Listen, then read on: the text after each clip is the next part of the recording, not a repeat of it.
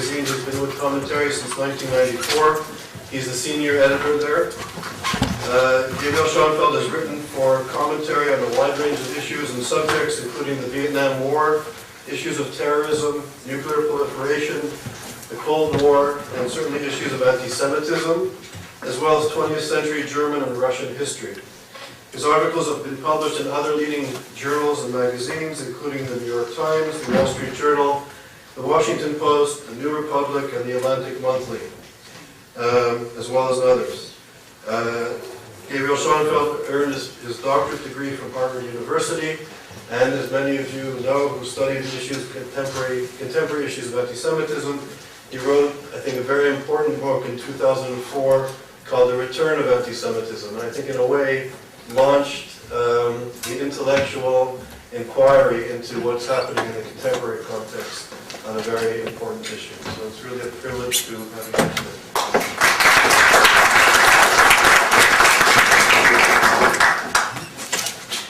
Thank you very much, Charles, for that generous introduction. And it's really an honor to be here at Yale talking about this important subject. I want to just begin by acknowledging the presence in this room of my sister, Miriam DeMeo, and her husband, Dan DeMeo, who's on the faculty here, and their son, Jonathan, who's a sophomore here.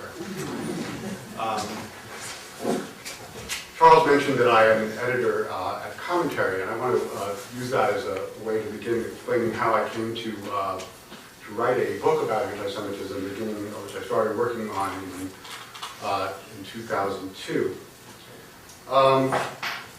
Commentary is published by was at that point published by the American Jewish Committee. It's housed in the offices of the American Jewish Committee. And as I was working in the offices, in those offices, in that building, over a decade, I observed, as time went by, that an ever more stringent set of security measures were being put in place in and around the building. The windows were coated with a laminated glass that, in case of a blast in the street, would not shatter shards on us.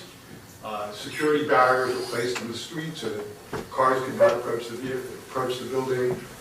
Armed guards and a New York City police officer were at various times stationed in front of the buildings. A device called a man trap that keeps unauthorized people from coming into the building were put in place. Now, in watching all of this, provoked a question in my mind. What is the nature of the threat that people working in the offices of a major American Jewish organization face in this world? And of course, there was a debate going on at that time about resurgent anti-Semitism and whether we were witnessing something new. And one voice in that debate was Leon Wieseltier of the New Republic, the literary editor of the New Republic, who dismissed alarm about resurgent anti-Semitism as what he called ethnic panic. And I wanted to set out on my own and answer the question what it is that we were facing in New York and indeed around the world. I think it's obvious to anyone who's observing contemporary affairs that there is a resurgent anti-Semitism. And I think it's also obvious that the center of that resurgence is the Islamic world. In particular, two countries, one Sunni, one Shiite, in the heart of the Islamic world, Saudi Arabia and Iran. In both of these countries, one finds an extreme exterminationist brand of anti-Semitism that draws on a variety of motifs, draws on indigenous Islamic sources, fuses them with medieval Christian anti-Semitic themes, brings in certain modern Nazi racial ideas, and propagates this blend of very lethal hatred internally in its all of its institutions, in its mosques, in its schools, in its textbooks, on their radio stations of these two countries, on the television stations. And I just want to give you, before moving on from this material, to give you a flavor of what the kinds of things that are being put into circulation by these countries. This is an account by the Saudi newspaper Al Riyadh, of how Jews, for the festival of Purim, make pastry we call hamantashen. And the ingredient for this is not poppy seeds in their telling of it, but something else. And just a brief paragraph. They explain that, let us examine now how the victim's blood is spilled. For this, a needle-studded barrel is used. This is a kind of barrel about the size of a human body, with extremely sharp needles set in it on all sides. These needles pierce the victim's body from the moment he is placed in the barrel. These needles do the job, and the victim's blood drips from him slowly. Thus, the victim suffers dreadful torment that affords the Jewish vampires great delight, as they carefully monitor every detail of the bloodshedding with pleasure and love that are difficult to comprehend. Now, this kind of material was, in fact, dramatized in a 24-part television docudrama that was broadcast in Egypt and then exported across the Arab world and across the Islamic world, played in Ramadan. And it is, this kind of very virulent anti-Semitism is ubiquitous and commonplace in these societies. It appears in the theocracies like Iran and Saudi Arabia, but it's also prevalent in militantly secular societies like Syria and Libya, and societies that are at peace with Israel like Jordan and Egypt. The Palestinian Authority has peddled some of it, so does Hamas, and of course such incitement is one of the prime factors that underpins the phenomenon of suicide bombings, the willingness to die as long as one takes as many of the evil Jews as possible with one to the grave.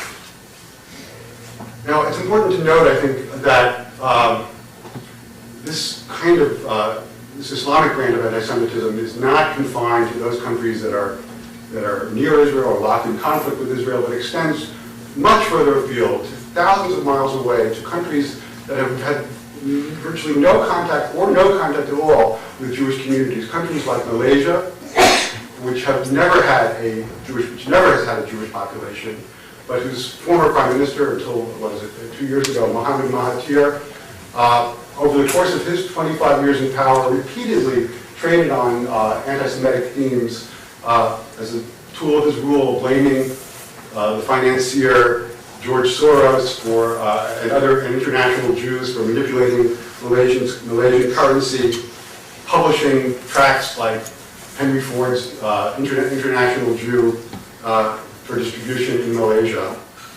Similarly, Pakistan, which had a small Jewish community that largely fled in 1948, is a country that, by accounts of Western journalists who've been there and some Pakistani intellectuals, where this anti-Semitic thinking is rife, where the population, there's widespread belief that the attacks of September 11th were organized by the American Jewish community to draw the United States into a war with the Taliban, and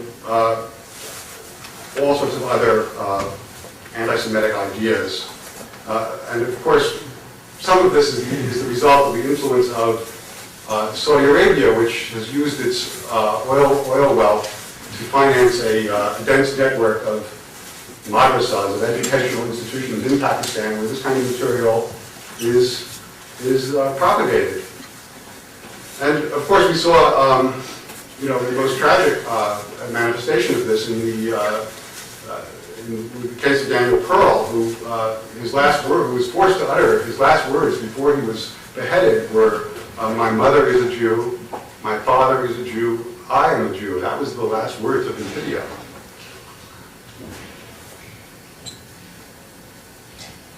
Now, Europe would seem to have inoculated itself against this kind of anti-Semitism.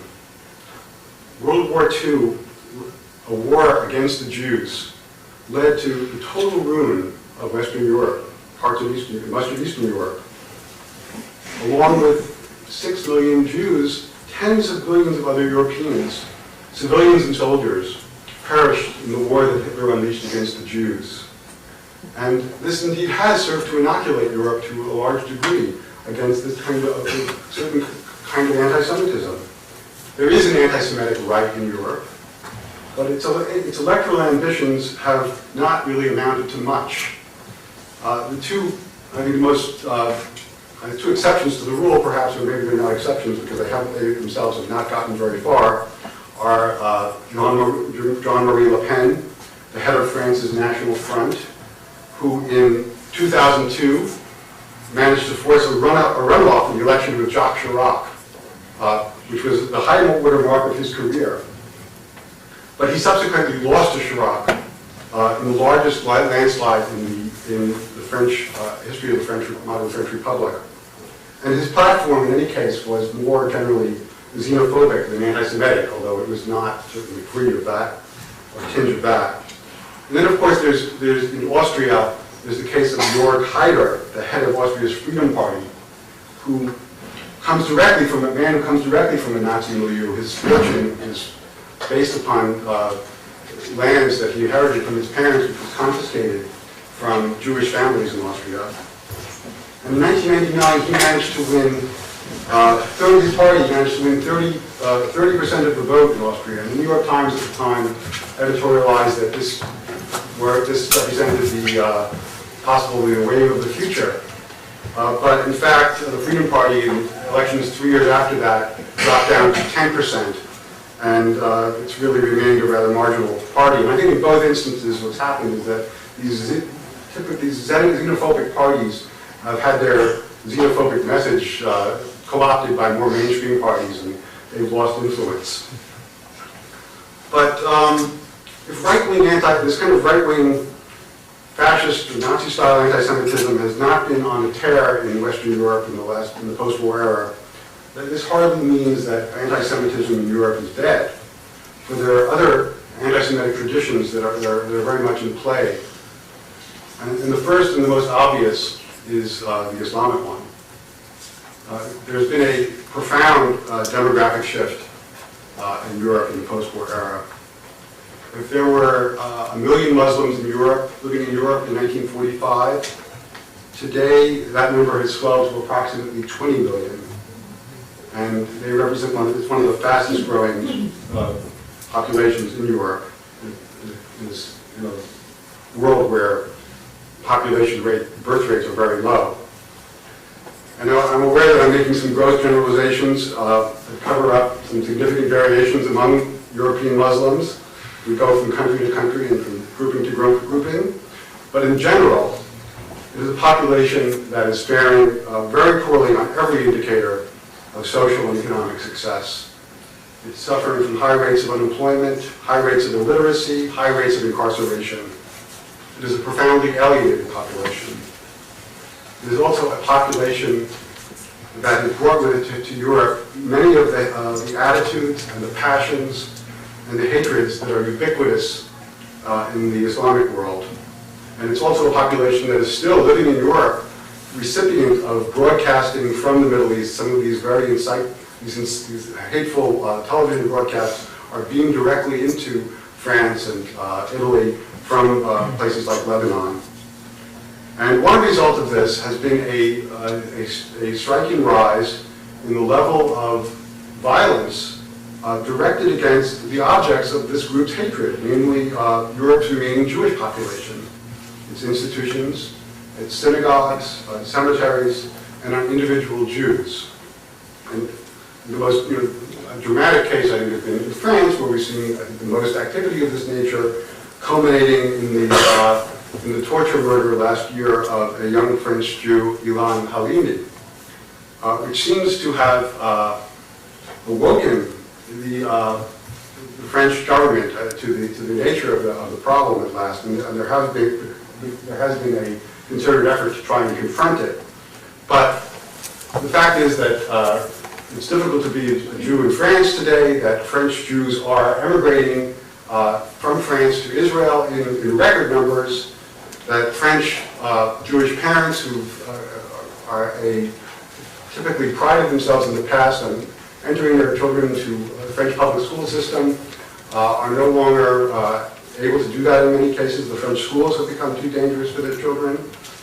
And it's a place where the chief rabbi of France has warned Jews not to wear attire that identifies them as Jews in public, which is a striking thing to be said in Europe of 2007.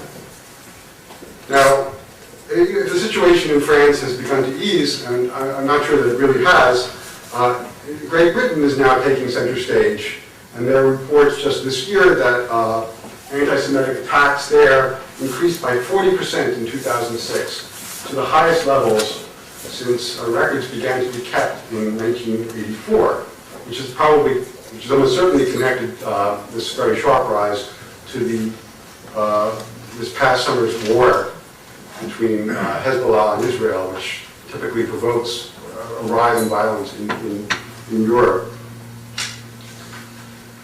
Now, but beyond what is happening on the streets and that kind of street violence, I think perhaps more important is what is happening among Europe's elites, where another old anti-Semitic tradition is displaying fresh life. And I have in mind here the anti-Semitism of the left. And in post-Holocaust Europe, it is, of course, not respectable at all to speak ill of Jews. But in progressive circles in Europe, a variety of synonyms are employed as a substitute. Among them are the terms, the obvious one being Zionist, slightly less obvious is neoconservative, which are used to disguise, which are used to convey undisguised loathing of both Jews and Israel. At universities across Europe, campaigns have been underway to organize boycotts of Israeli academics. Anyone who is considered an Israeli citizen is treated as a war criminal by some of these campaigns. And all of these campaigns are premised on the mendacious idea that Israel, the Middle East's only liberal democracy, is the world's worst human rights violator. While those organizing these campaigns, these boycott campaigns, maintain near total silence about genuine human rights abuses elsewhere, the ongoing genocide in the Sudan, or unrestrained tyranny in countries like Saudi Arabia and Iran. Now, in some of this left-wing this progressive anti-Semitism, there are fascinating echoes of the left-wing anti-Semitism of another era. I just want to read a brief quotation from the French socialist Pierre Proudhon, writing in the mid-19th century, man of the left, who offered his own remarkable solution to the problem posed by the Jews. He said, Proudhon wrote, "We should make a provision against that race, which poisons everything by butting in everywhere, without ever merging in with any people. We should demand its expulsion from France, except for individuals married to French women. Abolish the synagogues. Allow them to enter no employment. Finally proceed with the abolition of this religion. Not for nothing have the Christians called them deicides. The Jew is the enemy of mankind.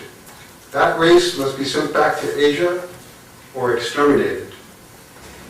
Now, what's astonishing here is not only that Proudhon fully anticipated the solution employed a century later by the Nazis, exterminating the Jews, but also the idea, traceable to the anti-Semitism of the medieval era, that the Jews are the people that poisons everything, the people that poison the well, the people that are responsible for the Black Plague. And this same idea is very much in evidence today. Simon Jenkins, the leading columnist for the London Times, can find no explanation for the war in Iraq other than that Jews, whose first commitment, he says, is to the defense of Israel, have seized the reins of power in Washington and even London. And left-wing magazines in England and in Europe carry cover stories about Zionist cabals, featuring pictures of the Jewish star piercing the U.S. Capitol. It is Jews, once again, who are held responsible for the world's ills in the form of the Jewish state. And it is Jews who refuse, as Proudhon had it, to blend in with their neighbors and disappear. Now, particularly striking in this left-wing anti-Semitism is the persistent effort by leading European intellectuals to delegitimize the Jewish state by linking it to the ultimate symbol of evil, Nazi Germany. To be sure, this is not an entirely new phenomenon.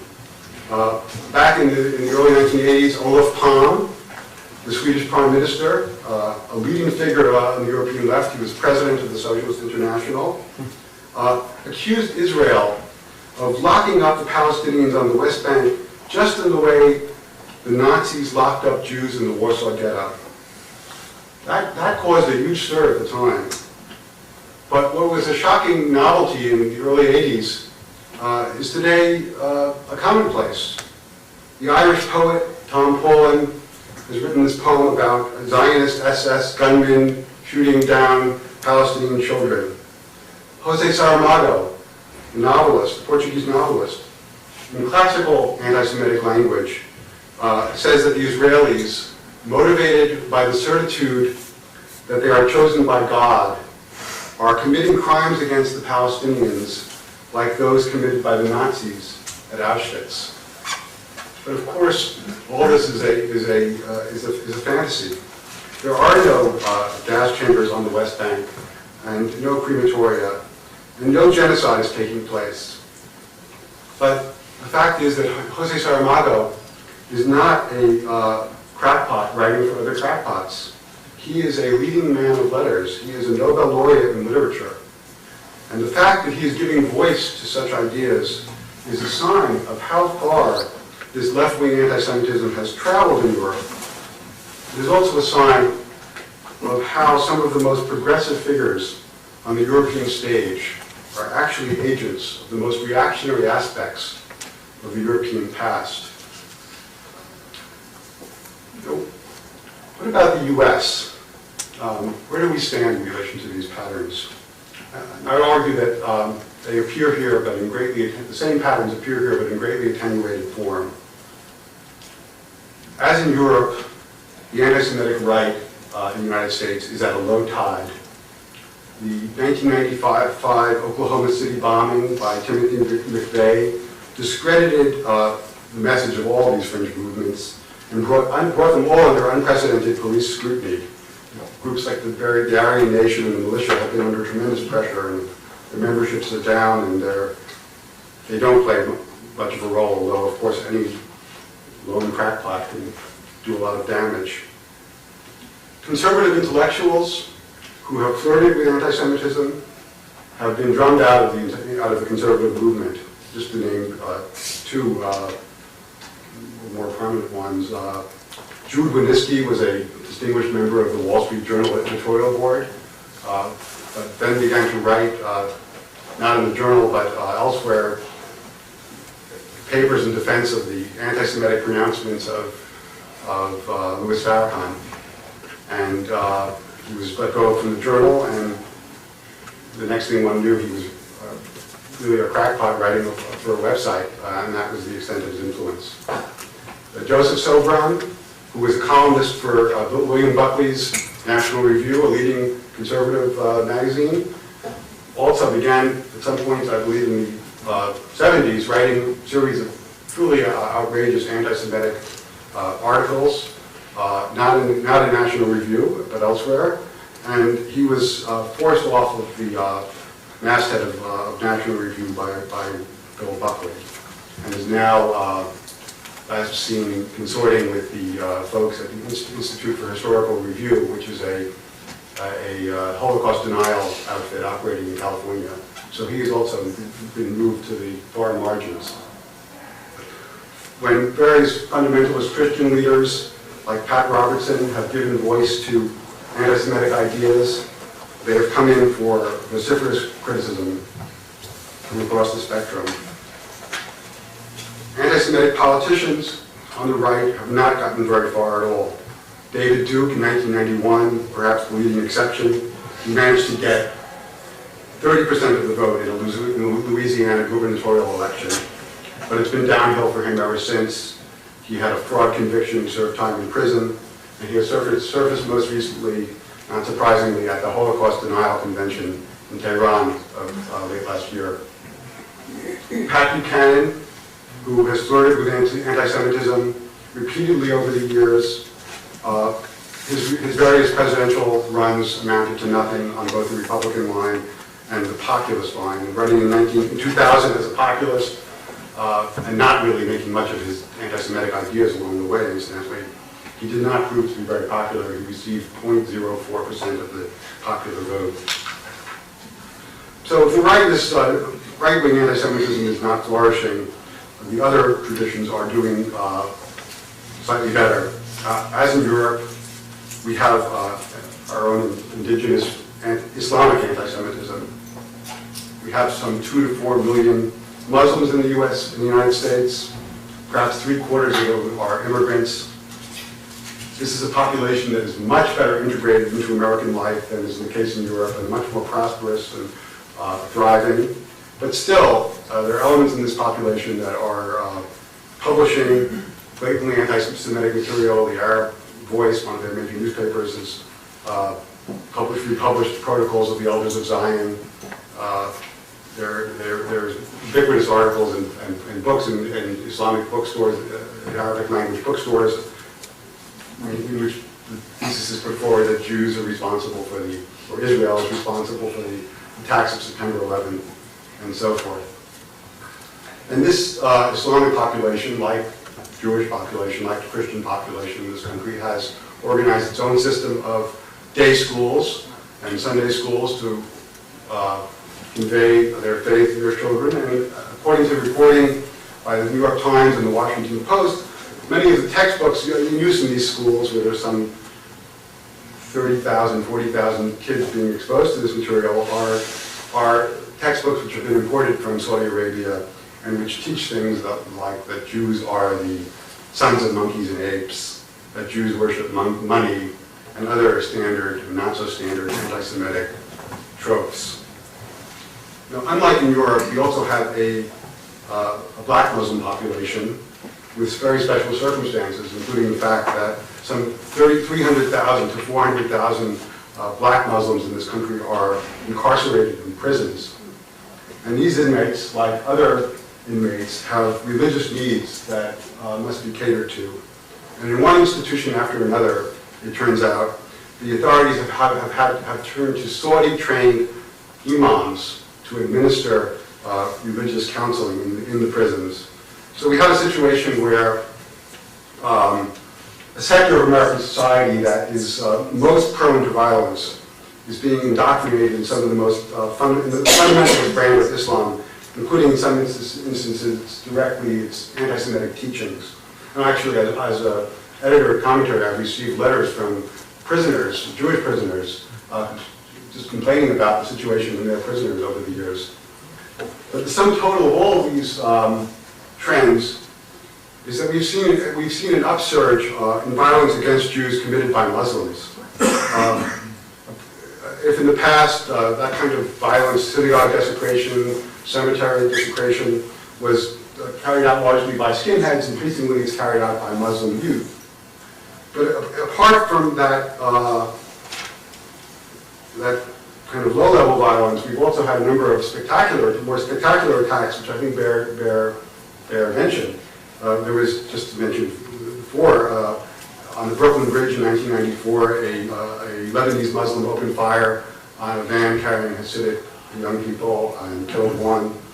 There was a 1997 attack on the top floor of the Empire State Building by a Palestinian gunman who killed one person. He said in his confession that his aim was to kill as many Jews as possible. There was a 2002 attack by an Egyptian immigrant on the LL ticket counter in Los Angeles.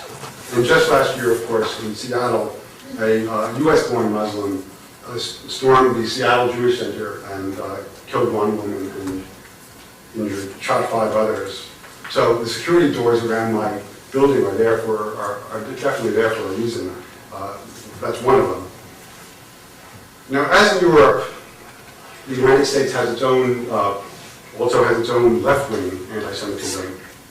Now, I would argue there's been a certain measure of recent trend is that there's been a certain measure of tolerance within the Democratic Party for candidates who have openly expressed anti-Semitic ideas.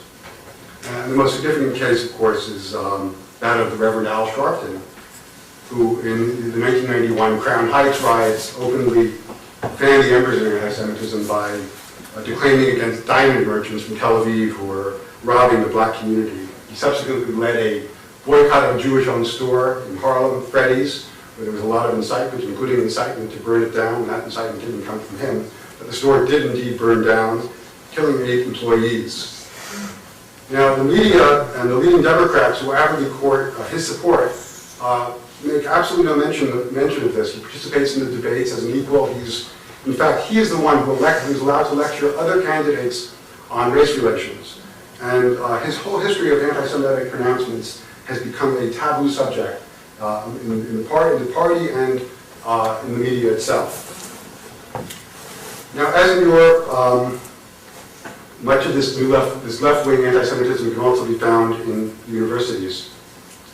We saw this particularly when the Second Intifada was at its height, that there were demonstrations on campuses across the country in which placards were held up, in which the Jewish star was equated with the Nazi swastika, placards bearing pictures of dead babies labeled slaughtered according to kosher rites were visible. But beyond these, again, street-level activities, there have been activity in the elite faculties as well, including in the Ivy League faculties, where there has been a movement, somewhat now in abeyance, to single out Israel as the world's worst human rights violator, and as the only country that institutions like Yale, MIT, Harvard should divest their stocks from. And as I say, this campaign is, I think it's not done all that well. I don't hear that much about it right now, but the universities have now given birth to another controversy in which 2 leading political scientists, John Mearsheimer of the University of Chicago and Stephen Walt of Kennedy School at Harvard, have published this paper about the undue influence of the Israel lobby. But the way they define that is essentially American Jewry as a whole, and the paper itself raises the question, or directly suggests, that American Jews have dual loyalties, which is a time-honored anti-Semitic canard, and which, in fact, does not mean dual loyalties at all, but actually means single loyalties, loyalty to their fellow Jews ahead of loyalty to the United States.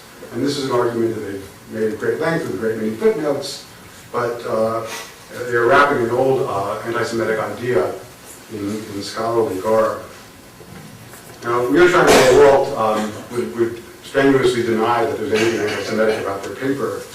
Indeed, they insist that they themselves are philo-Semitic, as they told interviewers in England, which brings me to 2 concluding points that I would like to make. Which is, first, is that just as there is something called Holocaust denial, there is something called anti-Semitism denial, which is a refusal to call things by their proper names. I'll just give a few instances I encountered in the course of writing my book. There was a riot in Ukraine in which youth were chanting "Death to the Kikes" in the street. And the following day, the mayor of Kiev had a press conference. He was asked by several journalists about this, and he explained that it was not anti-Semitism, it was just hooliganism.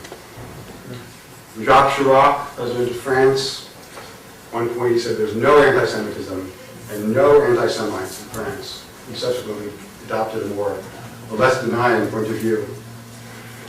And I had my own peculiar encounter with this while I was researching the book. I came across a quotation from a student newspaper at Rutgers that I wanted to track down and authenticate.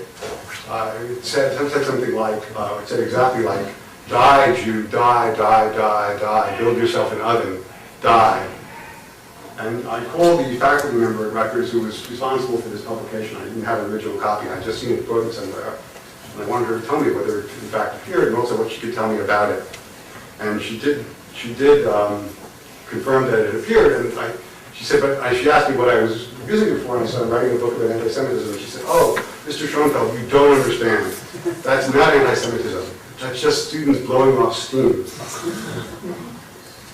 So I think there's a refusal in some quarters to face exactly where we are.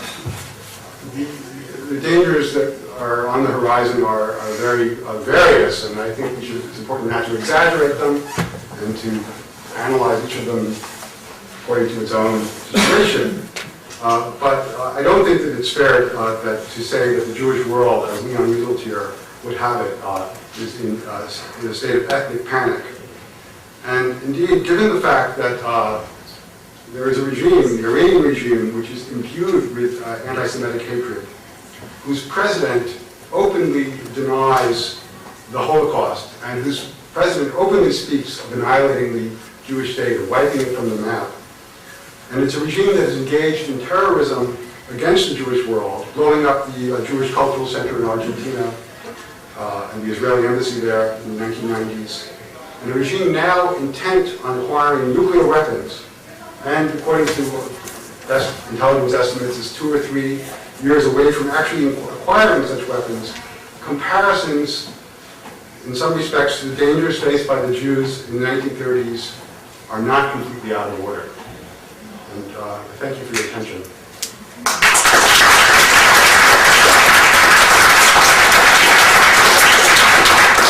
Thank you very much. So Dr. Schoenfeld has agreed to take questions.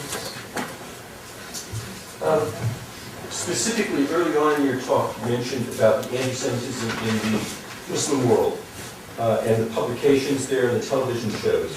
So I wanted to know about 2 things. One, what can be done to combat it in the Muslim world? And 2, to what extent is it bad faith versus if everywhere you look there are publications of the protocols of the elders of Zion, people come to believe, oh, well, it must be true.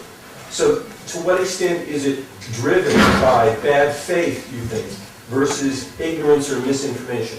I think it's largely not driven by bad faith, but is taken on a life of its own and accepted as truth by large segments of the population. Now, when it goes into intellectual circles, things become more murky, but I think it's not an accident that the leading Egyptian journalist, Mohammed Haikal, who wrote, I mean, one of the best histories of, let's say, the Yom Kippur War from the Arab side, a reputable historian, a man who moves comfortably in European capitals, has endorsed the works of David Irving, the British Holocaust denier, and so I think there's I don't know if it's bad faith or not, but it's a fact that these beliefs are top to bottom. They're not just at the grassroots; they're in the elite, and as for combating them, that's a very difficult problem. Apart from regime change, what measures short of regime change can be employed? There is some Western broadcasting into some of these societies, which I think can play an important role. There are institutions like Memory that Yigal Khanun, I believe you spoke here, go about just assembling some of the more extreme things in the press and distributing them, and I think calling attention to them can have something, is a very, very necessary first step in combating them. But I myself do not have a program beyond that for dealing with this. And so, Alon, and then you, and if you sort of indicate to me, I'll put this down on this. Yeah, so there is some kind of a paradox, maybe you can feel it. The left traditionally was very much trying to depend on civil rights. Again, generally it's but how do you speak up? Yes, I said the general notion is that the left is very much aware of civil rights.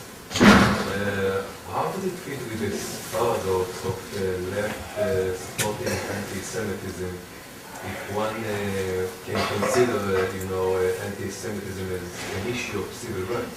Well, it's a very good question, and I guess the way I would answer it is that the left and liberalism are composed of many strands of thought, and some of them are very much in contradiction with one another.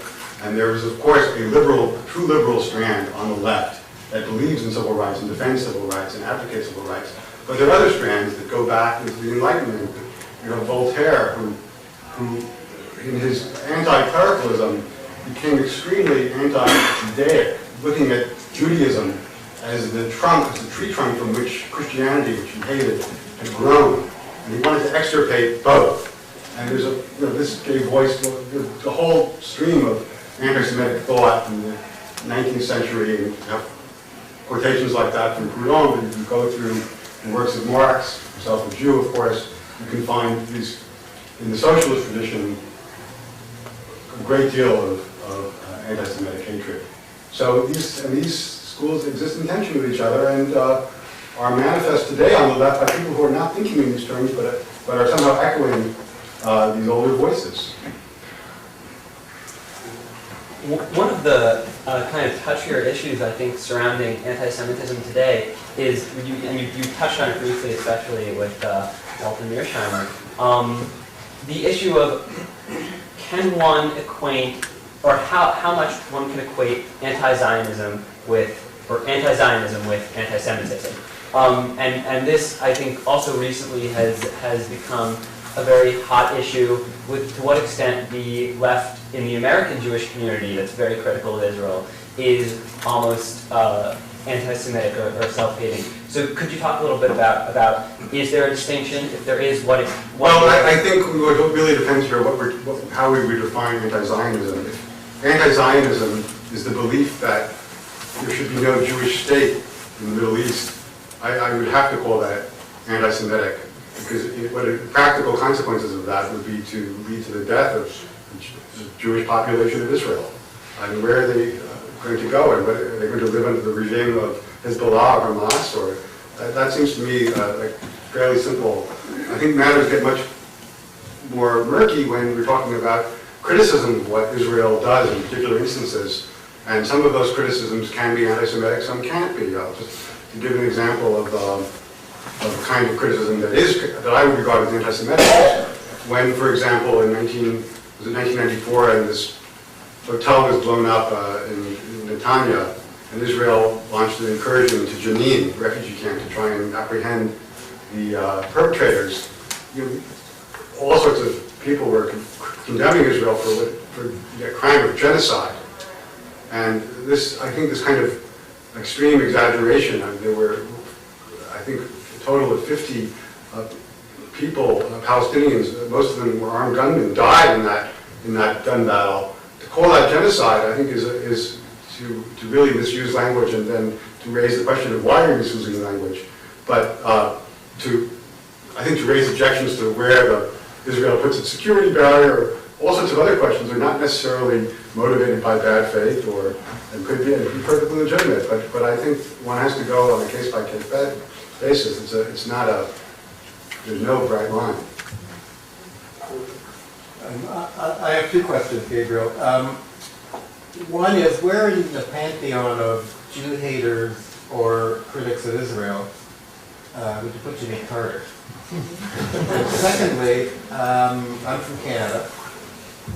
We believe in freedom of speech, but we also believe in freedom from speech, which means we have some pretty stringent anti-hate laws. And given the extent of hate on the internet, which I think culminated in the attack on Elie Wiesel last week by one of these right-wing guys that also foment anti-Semitism, which he claimed to have picked up on the internet. What recommendations, as an American, I understand how sensitive you are about the First Amendment, would you make about use of media, particularly the internet, in fomenting violence against a specific group? Both excellent questions. Jimmy Carter is an interesting case, and he just published this very controversial book, which we all have been hearing about, and he's both at Brandeis.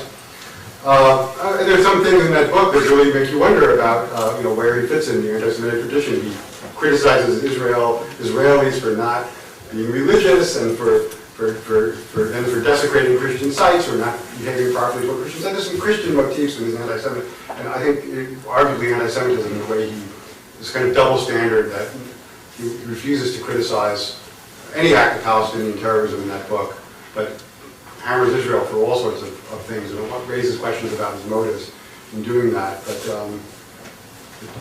I can't go deeper into his psyche than that, and I haven't read his book, so I'm just relying on reviews, including an excellent one that we published in the February issue of Commentary. As far as the hate crime laws and controlling the internet, I really don't see a possibility for that here in this country. I personally am not opposed to when Austria locks up a Holocaust denier like David Irving, he was locked up for 3 years. That doesn't trouble me. I don't think that we need to export our First Amendment around the world to situations where history is very different and much more fraught. I'm basically a liberal on this issue. I think that speech should be answered by speech. Violence and incitement to violence are matter, and there, it's direct incitement there. Otherwise, that do allow for intervention. But there's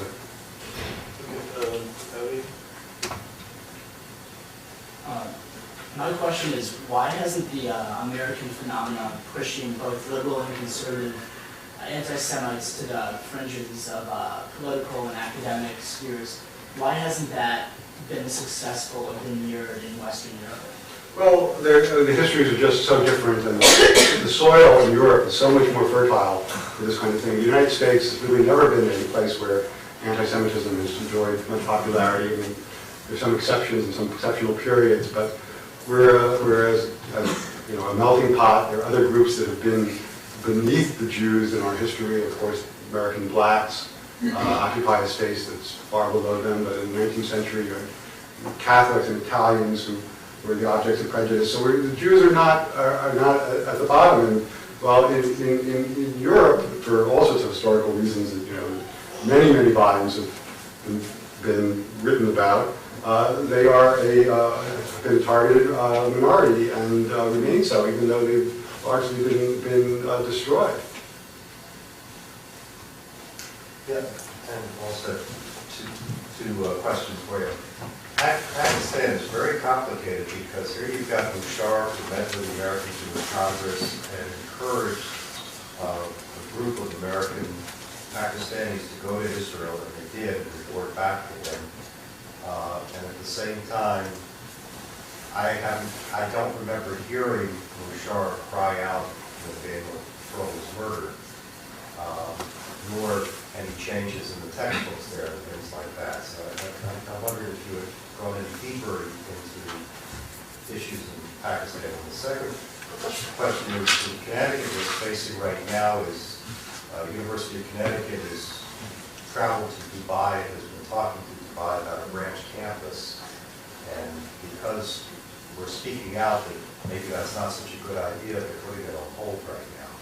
On the other hand, Abe Foxman is going to Dubai, the Conference of Presidents of these organizations is going to Dubai, and Shimon Peres, not too long ago, was next door with the United Arab Emirates. So I guess the question is have we seen anti-Semitism in those areas? Is there a possibility of some moderation there?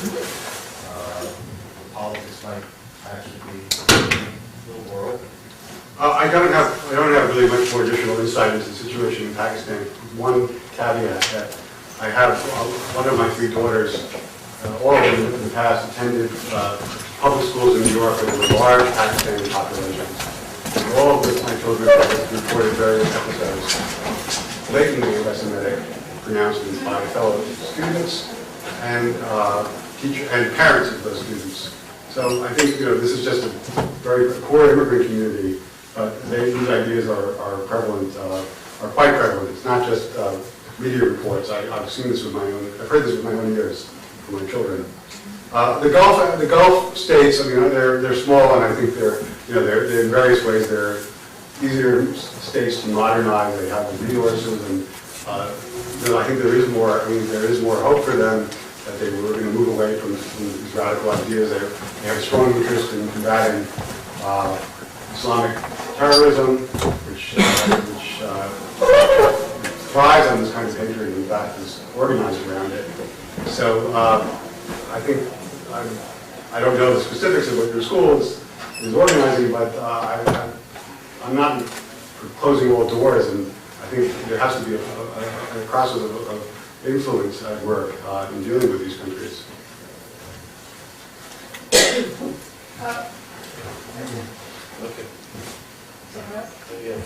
I wonder if you would agree that the rise of anti-Semitism is highly correlated with the lower standing in many people's eyes of Israel's behavior. If you agree with that, I wonder if you would think the U.S. situation first. If the fact that the Jewish leadership in the United States, I'm not going to go with but the Jewish leadership seems to be unwilling to decide when it should support what Israel is doing, when it should not support. You should say to yourself, sometimes they do good things, sometimes not so good things. We all agree on that. But the Jewish leadership doesn't differentiate. The word black and white is almost like Bush saying either for us or against us. That word is not like that. The word is gray, not black and white. So the question I have is, in Israel, people do object to certain things that Israel is doing, others do not object. But in the U.S., you don't get that in the leadership. And I think that's what leads to the kind of anti-Jewish feeling among many people that we are, in fact, monolithically in favor of Israel, no matter what they do. Well, I'm not sure. I mean, I think, I'm not sure how true that picture is. There's some elements of truth in it, but having worked closely with people in a major Jewish organization, I'm not affiliated with that organization, but I've seen them up close. I don't think that they follow every twist and turn of Israeli politics faithfully, and that sometimes they distance themselves from it, sometimes they choose to support Israel more heavily on one issue, and sometimes they just remain silent. They don't, I think, it's fair to say, they like to be in a position of criticizing Israel. That's not what they see their role as doing, but they don't defend everything Israel does slavishly. And I don't think, in the final analysis, that what the Jewish American organizations do or don't do is what's promoting this anti-Semitism. I think I see it much more as a rational phenomenon that has roots in all sorts of resentments and hatreds that are not susceptible to change. But I also think that the first part of your question is relevant, in that when Israel was much stronger and had unquestioned superiority in the Middle East, when it was after the 67 war, we didn't see very much of this. It was really after 73, and when Israel suffered its first major defeat, that we began to see a great deal more sympathy on the left and other sectors for Israel's critics, and including some of the more radical ones. You see it only as a military superiority? Well, its entire sense of Iran is also eroded. It's not. I think it's become. It's not a fashionable country to support. It's become deeply unfashionable for lots of reasons. And now, of course, its leadership is in kind of unbelievable malaise that can't help. But I don't see this really as, in the end, as a result of anything Israel does or doesn't do. I mean, I think it's a factor, but it's not the decisive factor. I just wanted to answer what I think I've heard about the civil rights, the liberal issue about why people against Israel go with Israel. Well, one of the things people say, and I'm not speaking to myself, is that the Palestinians have been, locked up or whatever, all the kinds of things, which all have some truth, but not, I personally don't believe that Israelis are responsible, but that's the kind of thing I've heard about people who feel that Israel was, violating. Right, well, I mean, that's clearly, yes, I mean, that's clearly. And you didn't yes. answer, you had another answer. I had another answer, but your answer is. Maybe superficial. Well, it seems valid as well. I just didn't go in that direction for whatever reason. Since you ventured into the area of Muslim terrorism, I'd like to ask you the most effective terrorism that the Muslims, Palestinians used against the Israelis were, of course, the suicide bombings, and there was no criticism of that. Now they have extended that technique to blowing up each other with the destruction of the Shiite the Golden Dome, blowing up Shiites, blowing up Sunnis, and Sunnis blowing up Shiites, Arabs, Muslim Arabs destroying black Muslims in Dhofar and Chad, and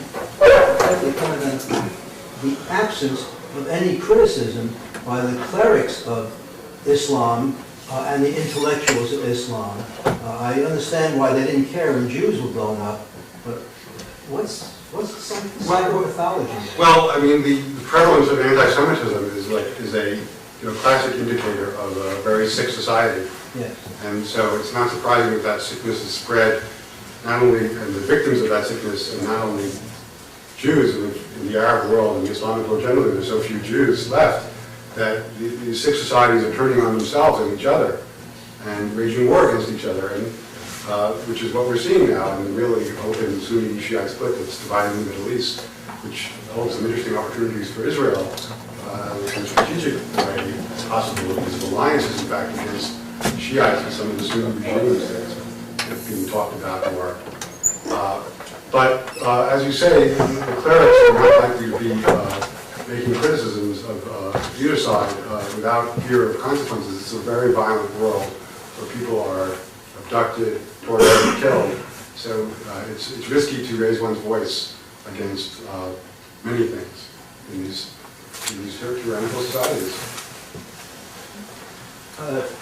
Yeah, I guess I found your account of the right's renunciation of anti-Semitic elements a little bit unconvincing, and I'm thinking, somebody like Pat Buchanan has sort of received the Sister Soldier treatment from the right. There are a lot of people who didn't get the memo, like MSNBC and his 50,000 subscribers to his magazine and Reagan Books or whoever publishes his books. And just to compare him with somebody like Al Sharpton, I would say they're equally corrosive and divisive figures, but I'd also say they occupy equally sort of unmarginalized or not marginalized enough kind of positions. If you look at their electoral success, I think Pat Buchanan did a heck of a lot better in 1992 than Al Sharpton ever did. He maxed out about 15% in South Carolina. So, I mean, if you're using that as a rubric. So I just thought your account of the right was just a little bit Pollyannish. And I think kind of long-term, I mean, isn't maybe the long-term threat from the right still the more dangerous? First of all, all your remarks about what I said seem on target. I really was talking about the electoral prospects of Buchanan, but I do agree with you that he's not been marginalized. He's accepted in these mainstream places. Certainly not accepted in the Republican Party, though, because he's left the party and he's a liability for the party. But he is a part of the mainstream media culture. I just don't see the evidence that would point to the right being the long-term danger in this country for anti-Semitic movement. I see, to the extent that I see trouble, I see it coming from the Islamic world and from the left, and I in chapter and verse. I think Walt and Mearsheimer represent an interesting new twist, because they're not on the left, they're really centrist, realist type, so it's a kind of emergence of this kind of dangerous current right in the very center of the establishment. I don't think I don't know if you would call that the right or not, but it seems to me just dead center. To what extent do you think anti-Semitism in the Arab world or the Middle East in general, the Islamic world, is sort of a function of a resurgence in pan-Arabism, maybe as an attempt to sort of unite what are currently divided forces? Well, I think anti-Semitism plays a role that is something like that. I mean, it's a very convenient message for regimes that have a lot to answer for, regimes that have really failed their people, that have not. If you read the Arab Human Development Report, the successive Arab Human Development Reports, these are documents produced by the United Nations, by Arab intellectual organizations that appraise Arab societies and compare them to other societies. I mean, these are really societies in horrific condition. and I mean, low rates of illiteracy. I mean, I think the combined Arab GDP, including petroleum, is less than the annual GDP of Spain, one European country. These are countries that are not doing well, and anti-Semitism plays a vital role in pointing to a place where you can point to blame for the ills of these societies. And Israel plays a vital role as well. And fomenting hatred of Jews, of Israel, of the West, of Christians as well, is that, I think, the answer to your question. In recent decades, we've seen strong philo-Semitic sentiments and pro-Zionist sentiments coming from evangelical Christians, perhaps driven by the faith in the Bible. Is there anything like that going on in Europe? Not that I'm aware of. Not at all. I really don't, I don't know. I mean, I think it would be right to point out that that the Catholic Church in Europe and generally around the world has made huge strides in trying to reconcile with Judaism and Jews in Israel over the last 30 years, 50 years. It's not, doesn't have the influence it does in Europe in such secular societies, but to the extent it has influence, it has made very dramatic progress in its understanding of Judaism and its renunciation of its own anti-Semitic teachings and in establishing better relations with Israel. So there is a kind of counterpart, I suppose. Will? So far, thank you very much for your comments today, and I really agree with basically everything I've heard you say. But nonetheless, I feel like there's something missing still. And we've heard a lot of the historical, political roots of anti-Semitism and the different strains, left and right, Islamic and secular. But I think there's something to be said for the dispossession of the Palestinians in the 20th century, and that this is a cause of much of the resentment. The creation of the State of Israel was by force of arms. The Arabs were not represented when Israel was declared. And the Arab states today, supposedly, will make peace. They have agreed to a lot of the things, the UN resolutions, basically the Camp David framework for peace.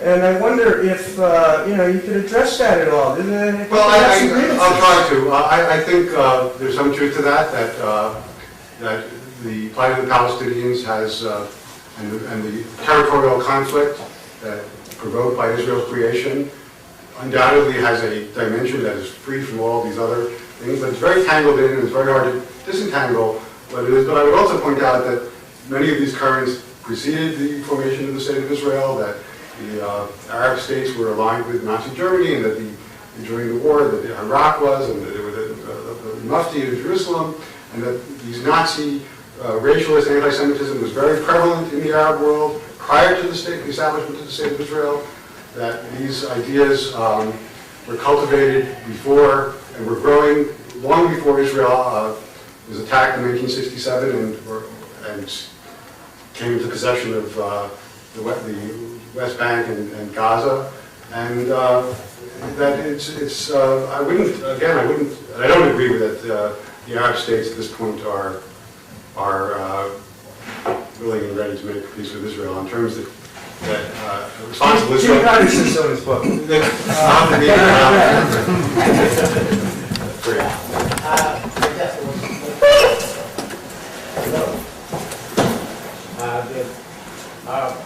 Palestinian Arabs were represented in the UN. Not the true, all the Arab states were represented in the UN. And in addition to that, a larger number of Jews were dispossessed in the Arab countries. Then the Palestinian Arabs were dispossessed from their places in the land of Israel. Now, this is not what I'm going to say, but it ties in. In light of what you said, that essentially Arab anti-Semitism is state-supported and many times organized. What is the sense of let's say, the future value of peace negotiations on these grounds? Is it really sincere attempt or effort by the Arab state or elements, or is it just an exercise in gaining a better position for the future? As a process of eliminating the Jews eventually, or the second result? Well, I think the best case study here really in Egypt, which society that they said the Camp David Accords have been in existence now for how long? Since 1979, and basically held, despite the fact that Egypt remains a society where there's a great deal of state-supported anti-Semitism. And largely because I think it's in Egypt's interest not to wage war against Israel. It has other strategic issues in the region. Those may change. I think that the great danger in dealing with any autocracy, especially one that peddles a hateful ideology like this, is that they're unstable, that they could be toppled tomorrow, that agreements are ultimately just pieces of paper. And Israel, or any state trying to enter peace negotiations with such a state, has to take into account their instability and their fundamental nature and the attitudes expressed by that are prevalent in the population. I think so. A statesman has to take those things into account. Israel, I think, is cognizant of what developments are in Israel, in Egypt, and in Jordan for that matter too. But sees it as its interest to maintain a state of peace with these countries, and has done so successfully. I don't hate what you said, but I'm trying to get your assessment as to what's the value of these. Well, they've kept, Israel has been, I mean, in these cases... Is it temporary or is it long-lasting? Well, well, I'm not a prophet, so one sees, erosion and the way the treaties are, some of the language that the Egyptians use, and ups and downs in the relationship, but I think that seeking treaties with peace treaties with your adversaries is a good thing, unquestionably. And I think, but it has to be done in a clear-eyed way. It's just signing a piece of paper is not adequate. There has to be verifiable disarmament and genuine peace rather than cold peace, ultimately, for real peace to arrive in the region. Yes, I want to thank you and ask you, do you see the need for a new Jewish organization whose mission it would be to combat anti-Semitism all over the world, 24 hours a day, to reply to all these things that happen, to educate and so forth? I don't see an organization that's doing that now on behalf of the Jews. I think that might be a useful thing, because there is an organization that really ostensibly has that as its mission, which is the Anti-Defamation League. But I think under Abe Foxman, I've been a critic not of everything they've done, but I feel that they've been quite slow in recognizing some of the challenges that the Jewish world faces, and that they've been much more oriented traditionally toward the threat from the right. Foxman himself is a refugee from Poland, and more concerned about the right-wing side of this equation, which is fair enough, but slow to recognize some of the other developments. And so whether a new organization is needed or a new leadership of the old organization, I don't have the answer, but I think that these questions require urgent attention. Thank you. This will be the last question. Is there anybody else? You painted a very We'll take two. bleak picture concerning Iran, a very frightening picture, actually. And I just wonder, do you know anything about the opposition that used to be there? That was a very thriving opposition. What doesn't hear a thing about them? Well, there's still a thriving opposition in Iran. And in fact, it's not just an opposition, there's actually open conflict in different portions of the country. The Persians are only, I think, 50% of the population. There's Kurds, these other minority groups that are really loggerheads. So with the regime, so there's this ethnic fracturing. What's more, I'm very alarmed about developments in Iran. Who couldn't be, given what the pronouncements of the president. It's not clear that the analogy to the 1930s works with him. His position is not nearly as secure as, say, Hitler's. He's just suffered defeat in his local elections. There's a lot of turmoil and ferment inside of Iran. The question in my mind is whether that turmoil and ferment is going to lead to the kind of fundamental change that I hope Iran sees before or after it acquires nuclear weapons. And I think we really can't wait. Israel, the United States should not wait around to find out the answer. We'll take the last question. I just had one comment to make regarding the two intellectual professors who feel that the Jews have one position or one political position, and I suggest that they study the recent senatorial campaign in Connecticut. I think that that really reflects some sincere and serious divisions in political points of view. Thank you. So, just one brief announcement. Next week, Bassam Tibi from the University of Hamburg will be speaking here on the issues of radical Islam. He'll be in this room at 4:15 next week. On behalf of everybody here, I really like to thank you for our